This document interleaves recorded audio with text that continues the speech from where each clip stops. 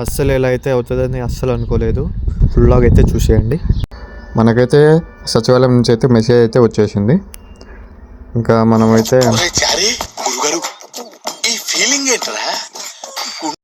ఆ టయానికి అయితే మనమైతే ఇంకా మన ఫైల్ తీసేసుకొని ఫ్రెండ్గానే అయితే బండి వేసుకొని ఇంకా రమ్మన్నాను. వచ్చేసాడు. బండిలో అయితే స్టార్ట్ అయిపోయాం. అంతలోనే ఇట్లా జరిగింది. పొద్దున్నే బేవర్స్ గాళ్ళు ఎక్కువైపోయారు. అవేమి పట్టించుకోకుండా అయితే మనం అయితే బయలుదేరిపోయాం. సచివాలయం దగ్గరికి అయితే వచ్చేసాం. వీడికి ఎవడన్నా ఉద్యోగం ఇస్తే బాగుండు. ఖాళీగా ఉండి కాన్సన్ట్రేషన్ అంతా నా మీద పెడుతున్నాను. బైక్ దిగి అయితే లోపలికైతే వెళ్ళిపోయాం. మననైతే లోపలికైతే పిలుచుకెళ్ళి లోపలికైతే ఒక పీసీ అయితే ఇచ్చారు. కానీ పీసీ మాత్రం అసలు ఫుల్ సర్వర్ అయితే లో ఉంది.